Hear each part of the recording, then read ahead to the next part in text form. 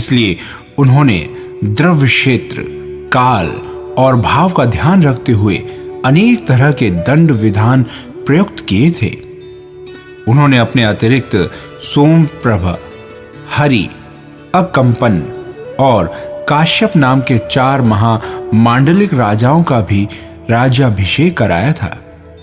उन चारों मांडलिक राजाओं में प्रत्येक के 4000 मुकुटबद्ध राजा अधीन थे। आदिनाथ ने इन राजाओं को अनेक प्रकार के दंड विधान सिखलाकर राज्य का भार सौंप दिया था और आप महामंडलेश्वर होकर सबकी देखभाल किया करते थे। भगवान आदिनाथ ने सोमप्रभ को कुरुराज नाम से पुकारा था और उनके वंश का नाम कुरुवंश रखा था। हरि को हरिकांत नाम से संबोधित किया था और उनके वंश का नाम हरिवंश रखा था। अकंपन को श्रीधर नाम से प्रख्यात किया था और उनके वंश का नाम उग्रवंश रखा था। इसके उपरांत कच्छ, महाकच्छ आदि राजाओं को भी वृषभेश्वर ने अच्छे अच्छे देशों का राजा बना दिया था। अपने पुत्रों में ज्येष्ठ भरत को युवराज बनाया तथा शेष पुत्रों को भी योग्य पदों पर नियुक्त किया था। भगवान वृषभनाथ ने समस्त मनुष्यों को इक्षु अर्थात ईख के रस का संग्रह करने का उपदेश दिया था। इसलिए लोग उन्हें इक्ष्वाकु कहने लगे थे। उन्होंने प्रजा पालन के उपाय प्रचलित किए थे, इसलिए उन्हें लोग प्रजापति कहते थे। उन्होंने अपने वंश कुल का उद्धार किया था, इसलिए लोग उन्हें कुलधर कहते थे। वे काश्य अर्थात तेज के अधिपति थे, इसलिए लोग उन्हें काश्यप कहते थे।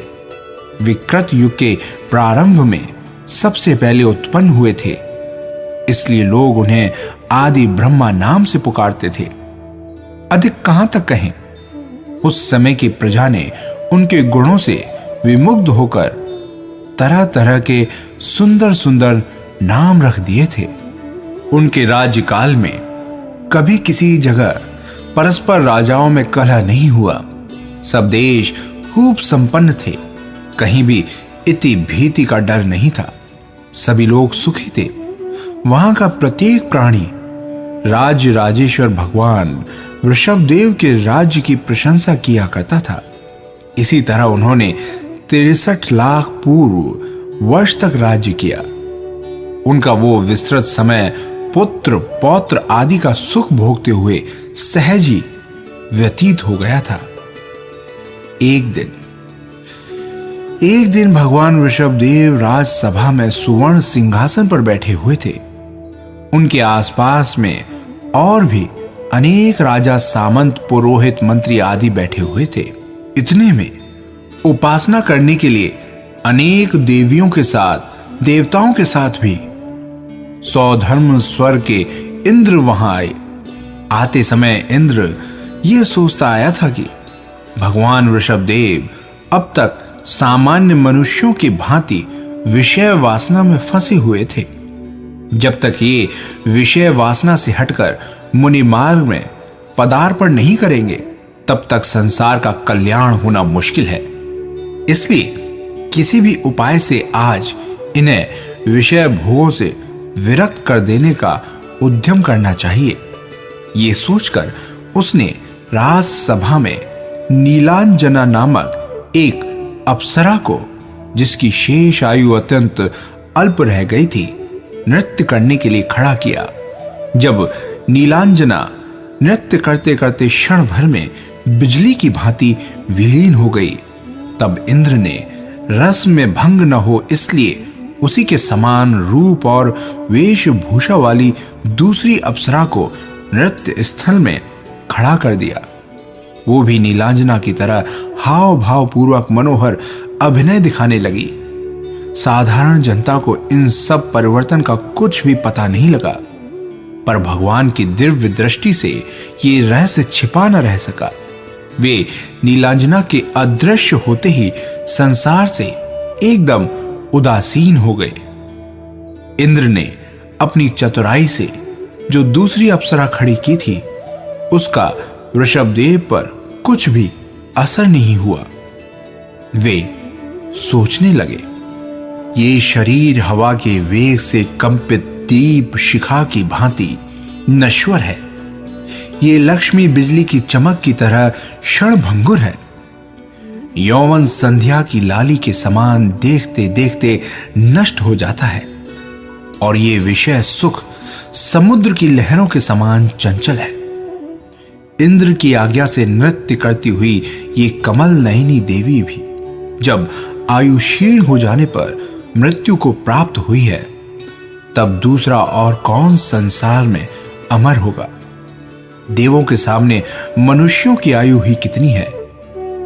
ये लक्ष्मी विष राशि यानी समुद्र से उत्पन्न हुई है, तब भी लोग इसे अमृत सागर से उत्पन्न हुई बतलाते हैं। जो शरीर इस आत्मा के साथ दूध और पानी की तरह मिला हुआ है, सुख दुख में साथ देता है, वो भी जब समय पाकर आत्मा से पृथक हो जाता है, तब बिल्कुल अलग रहने वाले स्त्री पुत्र धन संपत्ति आदि में कैसे बुद्धि स्थिर की जा सकती है। ये प्राणी पाप के वश नरक गति में जाता है। वहां सागरों वर्ष पर्यंत अनेक तरह के दुख भोगता है। वहां से निकल तिर्यच गति में शीत उष्ण भूख प्यास आदि के विविध दुख उठाता हुआ कदाचित सौभाग्य से मनुष्य भी हुआ तो दरिद्रता रोग आदि से दुखी होकर हमेशा संक्लेश का अनुभव करता है। और कभी कुछ पुण्योदय से देव भी हुआ तो वहां भी अनेक मानसिक दुखों से दुखी होता रहता है। इस तरह चारों गतियों में कहीं भी सुख का ठिकाना नहीं है। सच्चा सुख मोक्ष में ही प्राप्त हो सकता है, और वो मोक्ष मनुष्य पर्याय से ही प्राप्त किया जा सकता है। इस मनुष्य पर्याय को पाकर यदि मैंने आत्म कल्याण के लिए प्रयत्न नहीं किया, तब मुझसे मूर्ख और कौन होगा।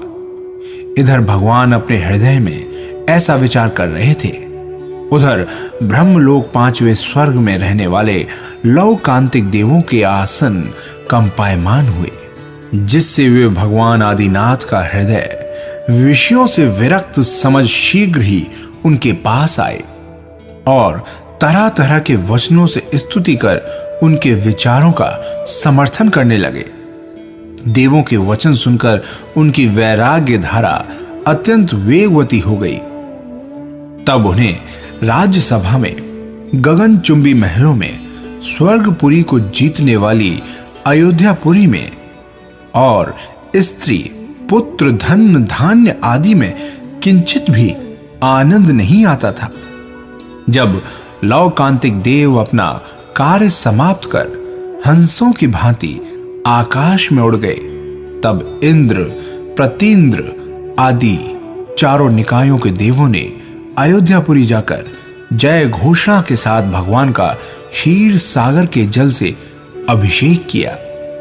अभिषेक के बाद में तब कल्याणक की विधि प्रारंभ की। इसी बीच में भगवान ऋषभदेव ने ज्येष्ठ पुत्र भरत को राजगद्दी देकर बाहुबली को युवराज बना दिया था, जिससे वे राज्यकार्य की ओर से बिल्कुल निराकुल हो गए थे। उस समय तब कल्याणक और राज्याभिषेक इन महान उत्सवों में नर नारियों और देव देवियों के हृदय में ही क्या, प्राणी मात्र के हृदय में आनंद सागर लहरा रहा था। त्रिभुवनपति भगवान ऋषभनाथ, महाराज नाभिराज और महारानी मरुदेवी आदि से आज्ञा लेकर वन में जाने के लिए देव निर्मित पालकी पर सवार हुए। पर पालकी खूब सजाई गई थी। उसके ऊपर कई रंगों की पताकाएं लगी हुई थी और चारों ओर बंधी हुई मणियों की छोटी छोटी घंटियां ऋणु शुणु शब्द कर रही थीं। सबसे पहले बड़े बड़े भूमि गोचरी राजा पालकी को अपने कंधों पर रखकर जमीन में 7 कदम चले